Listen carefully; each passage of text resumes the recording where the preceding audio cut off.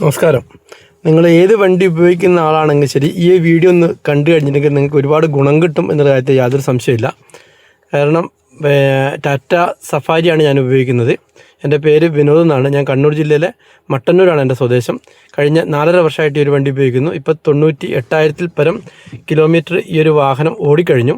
നിങ്ങൾക്ക് ഈ വണ്ടീൻ്റെ അകത്ത് കാണാം, ഇതിൻ്റെ മീറ്റർ കാണാം, എത്രത്തോളം കിലോമീറ്റർ ഓടി എന്നുള്ളതായിരുന്നു. അതായത് 98,000 പരം കിലോമീറ്റർ ഓടി.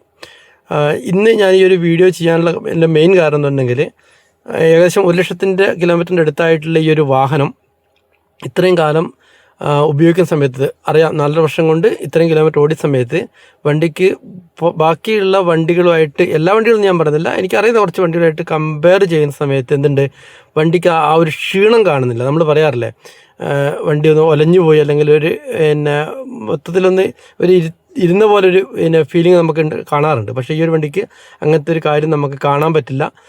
ഷോറൂമിൽ നിന്ന് ഇറക്കിയിട്ടുള്ള ആ സമയത്തുള്ള കണ്ടീഷൻ എങ്ങനെയുണ്ടോ അതുപോലെ തന്നെയുണ്ട് വണ്ടിയിൽ.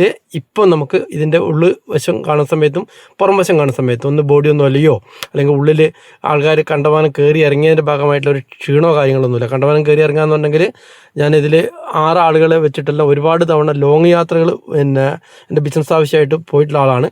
അപ്പോൾ അങ്ങനത്തെ ഒരു ക്ഷീണമോ കാര്യങ്ങളോ വണ്ടിക്കില്ല എന്നുള്ളത് എനിക്ക് വളരെയേറെ ഇഷ്ടപ്പെട്ടൊരു കാര്യമാണ്. അതോടൊപ്പം തന്നെ വേറൊരു കാര്യം എന്ന് പറഞ്ഞിട്ടുണ്ടെങ്കിൽ, വണ്ടിക്ക് മെയിൻ്റനൻസ് കോസ്റ്റ് വളരെ കുറവാണ്. മെയിൻ്റനൻസ് കോസ്റ്റ് എന്നുണ്ടെങ്കിൽ തീരെ എന്നുണ്ടെങ്കിൽ അത്രയും വളരെ കുറവായിട്ടുള്ളൊരു പൈസ മാത്രമേ വരുന്നുള്ളൂ. അതുമാത്രമല്ല, പെർഫോമൻസ് ബേസിലും വണ്ടി സൂപ്പറാണ്. നിങ്ങൾക്ക് ഇതിൻ്റെ ഇൻറ്റീരിയർ കാണുന്ന സമയത്ത് നിങ്ങൾക്ക് മനസ്സിലാക്കാൻ പറ്റും. വണ്ടീനെ ഞാൻ നേരത്തെ പറഞ്ഞില്ല, ക്ഷീണത്തിൻ്റെ കാര്യമല്ല, അവർ ഒലച്ചിൽ വരുന്നുണ്ടോ ഇല്ലോ ഉള്ള കാര്യം. ഞാൻ അത്യാവശ്യം വണ്ടീൻ്റെ ഉള്ളെല്ലാം ഒരുവിധം കുഴപ്പമില്ലാത്ത രീതിയിൽ നോക്കുന്ന ആളാണ്. പിന്നെ വണ്ടീൻ്റെ അകലെ ഓരോരുത്തർ ക്ലീൻ ചെയ്യുന്ന അവരവരുടെ ഇഷ്ടം കാര്യങ്ങളാണ്. പക്ഷേ ആ ക്ലീനിങ്ങിനേക്കാളും ഉപരി നമുക്ക് വണ്ടി മൊത്തത്തിൽ കാണുന്ന സമയത്ത് നമുക്ക് മനസ്സിലാക്കാൻ പറ്റുമല്ലോ അതിൻ്റെ വണ്ടീൻ്റെ ഉള്ളിൽ ഒലച്ചിൽ എങ്ങനെയുണ്ട് അല്ലെങ്കിൽ ക്ഷീണം എങ്ങനെയുണ്ട് എന്നുള്ള കാര്യം കൃത്യമായിട്ട് നമുക്ക് ഓരോരുത്തരും കാണുന്ന സമയത്ത് തന്നെ മനസ്സിലാക്കാൻ പറ്റുന്നൊരു കാര്യം മാത്രമേ ഉള്ളൂ.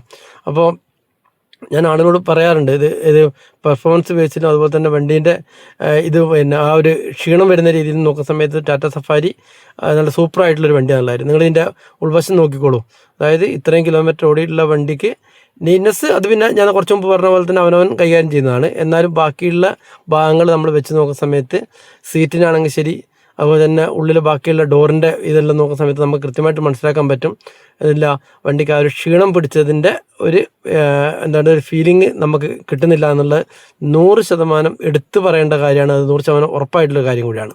അപ്പോൾ അത് ഇനിയും ഇത്ര തന്നെ കിലോമീറ്റർ ഓടുകയാണെങ്കിലും വണ്ടി ഈ ഒരു രീതിയിൽ തന്നെ ഉണ്ടാവുന്നുള്ള അത് യാതൊരു സംശയമില്ല. കുറച്ച് സീറ്റിൻ്റെ കവറെല്ലാം മങ്ങിയിട്ടുണ്ട്. അത് നമുക്കറിയാം, നമ്മൾ വെയിലത്തെല്ലാം വണ്ടി ഇടുന്ന ആളാണ്. ഞാൻ സീറ്റ് കവർ ചെയ്തിട്ടില്ല. അപ്പോൾ വെയിലെല്ലാം വണ്ടി ഇട്ട് തിരിച്ചു വരുന്ന സമയത്ത്, വെയിലെല്ലാം കൊണ്ടുന്ന സമയത്ത് കുറച്ച് അതിൻ്റെ ഫെയ്ഡ് ഔട്ടായി പോകുന്നതാണ്. അതല്ലാതെ വേറെ വിഷയങ്ങളോ കാര്യങ്ങളോ ഒന്നുമില്ല. അതുപോലെ തന്നെ പുറംവശത്തേക്ക് നമ്മൾ വണ്ടീൻ്റെ നോക്കുകയാണെങ്കിലും, വണ്ടിക്ക് ബോഡീൻ്റെ ചുറ്റും നമ്മളൊന്ന് നോക്കുകയാണെങ്കിൽ ശരി, എന്തില്ല, യാതൊരുവിധ ക്ഷീണവും കാര്യങ്ങളും വണ്ടിക്കില്ല എന്നുള്ള കാര്യം നല്ല ഒരു ഷോറൂം കണ്ടീഷനിലുള്ള ആ ഒരു ഫീലിംഗ് തന്നെയാണ് വണ്ടിക്കുള്ളത് എന്നുള്ള കാര്യം നമുക്കിത് കാണുന്ന സമയത്ത് കൃത്യമായിട്ട് മനസ്സിലാക്കാൻ പറ്റും.